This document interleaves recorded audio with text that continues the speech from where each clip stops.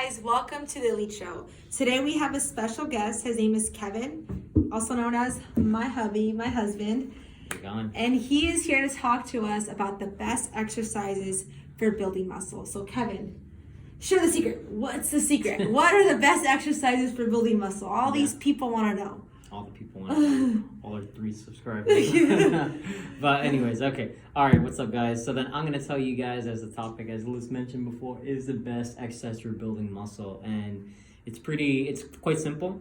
It is whatever exercise that you're able to see progression on, whatever you're able to stay consistent with, anything that's going to keep it fun, interactive, and as well as nothing that hurts you. Okay, so like if I'm a beginner and I never lifted weights and I'm like, okay, I want to start off with something. What exercises would you recommend to start off with? Oh, that's really good. So I would first start off with come up with a plan first. Okay. Because, I always go by the quote, proper preparation prevents poor performance, Okay. What's up, Kai Green? So basically this bodybuilder that I used to follow, or I still follow actually, he mentions this a lot too, and I see it in his dedication, his hard work and everything. So first come up with a plan. Come up with a plan, come up with your structured routine of like what body parts you're gonna be working out per day. So use an example as like you mentioned, let's use an example, you said a beginner. So I would highly recommend for a beginner starting off at least 3 times a week. Okay. 3 times a week, either every other day, kind of give it like a little bit of a break, and on the weekends maybe just do some stretching or whatever it is too, or you could just do every other day consistently, even on the weekends too. So it'd be Monday, Wednesday, Friday, Sunday, and then kind of repeating in that sense too. So you're giving your body at least 1 day rest, which would be sufficient, I believe, for a beginner. If you need more days rest, take some more days rest, but I highly recommend not taking more than 2 in a row, because again, then we create that bad habit, so you don't want to do that. So kind of answering again that question is like what exercises are best. So I would first start off with the muscle groups, kind of let's work from top to bottom. So first one I would start off with first is the pressing movement. So meaning like your shoulders and your chest. Like this? Yeah. Chest and chest. Yeah. Chest shoulders. There you go. Yeah. And then, so I would first start off with the chest, because it's more of a bigger muscle group, than your shoulders. And as well, so it's a little bit more complicated, I feel, but chest and shoulders, because a lot of people, they have a lot of issues with it. So the first thing I would say too is like pick one. You can either go online, you can find any single shoulder movement. I would say first, I would recommend doing a dumbbell shoulder press, and then for chest, start off with a barbell chest press, a typical barbell chest press.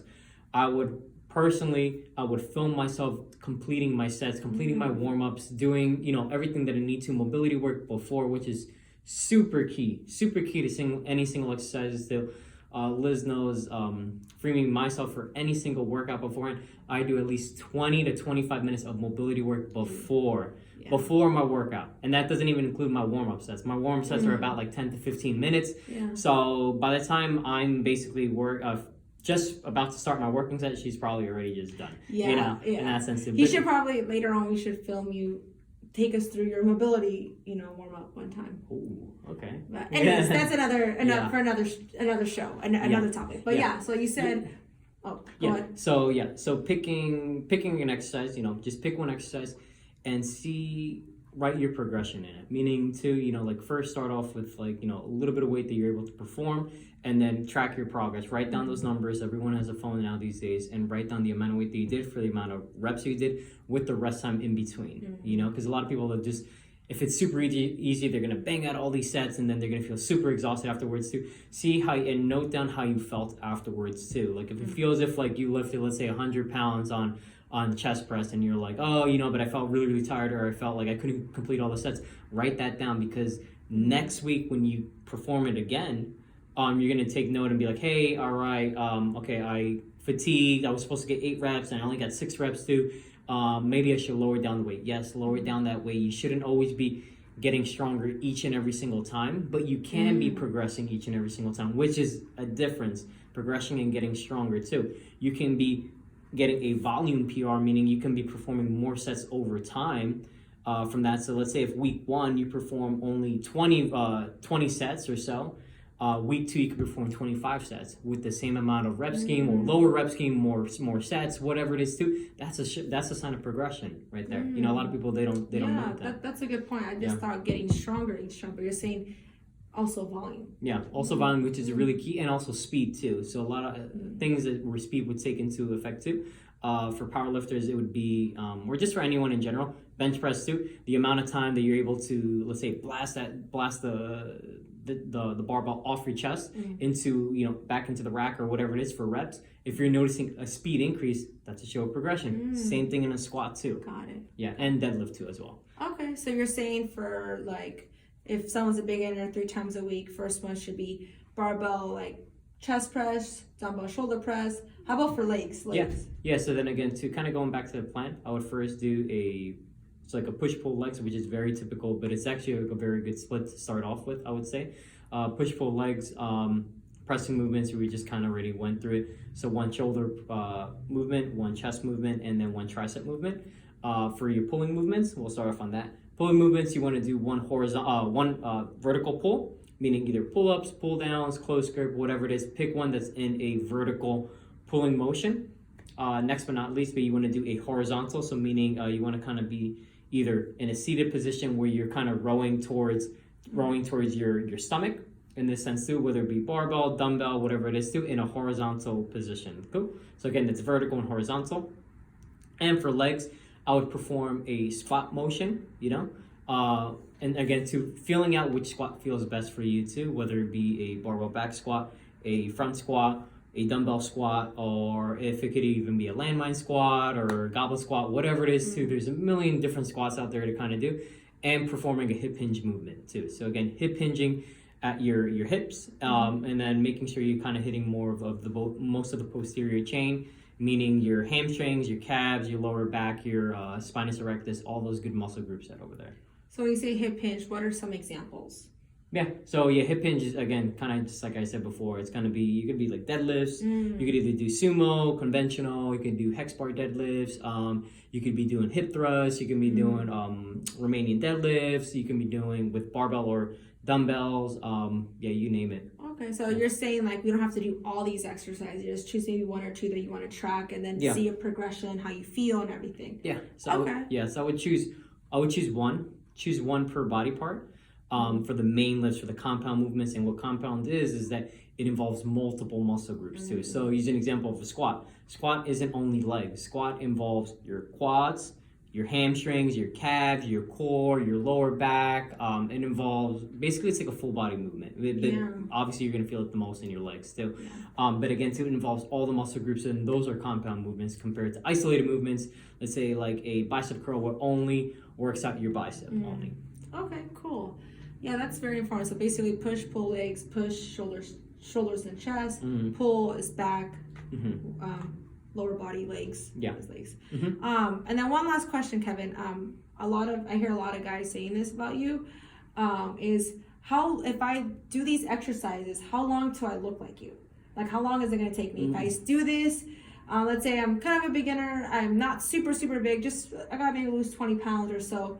How long till I look like you? Oh, it's a good question. Like we get that all the time. Not about me. Not about me. Not a lot about me, but a lot of people, they're always like very interested to figure out how long it takes. And again, I always tell people, everyone is very different, and the reason being behind that is that you got to see where they're starting at. And again, for someone who is more on the heavier side, and let's say they have more body fat to lose, obviously it's going to take them longer to lose that weight, and again too, it all depends on your fitness goals. Some people, they can be 100 pounds overweight and they lose 20 pounds and they're like, I'm good to go. Some people who are already extremely lean want to lose more weight, and it's going to probably take them just as long, or you know what I mean. So then for everyone, it's very, very different. I always kind of preach about, you always got to come up with a game plan, and then once you come up with that game plan, you got to ask yourself, is this a realistic goal and a game plan to kind of do it, and set yourself a time frame. I want to lose 50 pounds within this one. Don't say within a month. Unless you're going to get liposuction, then, don't come with that bullshit. You know what I mean? But then you need to, and then again too, I would always say is, come up with that plan, come up with a time frame for that plan, set that goal for yourself, come up with those daily habits that's going to get you there. And then last but not least, it's always about being very consistent with it, being super dedicated to it, and then last but not least, effort. Yeah. Oh yeah. There you go. Effort. There you go. That was it. Yeah. I was reading your mind. I was reading your mind. It's effort, and then again too, what that is like effort. Basically, is just showing up. Again, literally, guys, it's only half the battle. A lot of people out there, as you know, they have thousands of gym memberships out there, and then they never even go. You're just pouring money into gym accounts and all that, whatever it is too, and you're not even going. Just showing up, you're not going to lose weight. So I wish it was that easy. But again, too, it's not only effort in the gym, it's effort outside of the gym, you know? And again, effort includes even the weekends too. When you're going after those margaritas, you know, and those tacos and all that, you know, you got to ask yourself, how badly do you really want it? And then if you really want it, and if your fitness goal is to, you know, get slim for summer, or get a six-pack, or, you know, to build a stronger deadlift, or whatever it is too, are the actions and habits that you're doing each and every day adding to that goal or taking away from that goal? Or are you taking further steps away from that goal? So those three things, guys, you know, dedication, consistency, and effort are going to get you anywhere. So would you say, like, if I'm consistent, dedicated, effort, all that, let's say I'm like you, maybe like 20 pounds or 15 pounds overweight. How long till I look like you? Well, again, so it's your fitness goal. So I want to look exactly like you. If you want to get, well, that's impossible. No.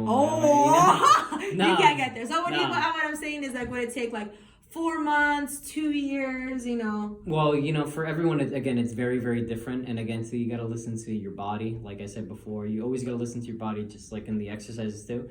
Because, use an example, if Bob wants to look just like me, he's like, I want to look exactly like you too. Remember, his body's going to respond very differently to exercises, to recovery, to nutrition, very differently than my body is. I know my body pretty well, I think. I've been training now for about 12, 13 years now. Wow. So again, it's all about, and the main thing, how I was able to take my body here, but I'm always pushing for more and more and more, you know what I mean?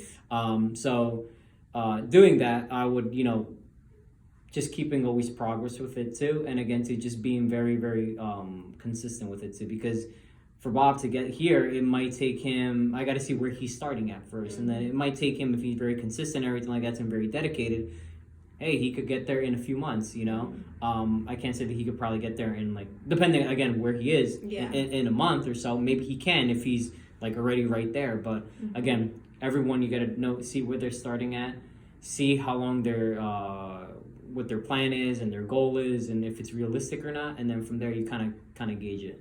All right, cool. Yeah. Well, you guys heard it. You heard it from the best. Thank you, Kevin, for sharing these tips, this information. Have so much knowledge and bring so much value here in Fremont. So thank you again. Yeah, no problem. All right. Catch you guys next time for the Elite Show. All right. Take care.